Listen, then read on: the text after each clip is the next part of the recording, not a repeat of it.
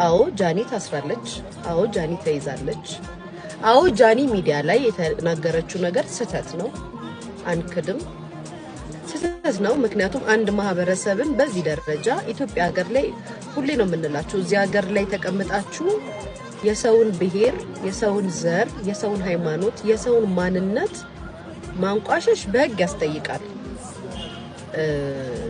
ምናልባት እናንተ ውጭ ሀገር ላይ ሆናችሁ እንደልባችሁ ስለምታወሩ ስለምትናገሩ ሌላውም ልክ እንደናንተ አፉን እንዲከፍት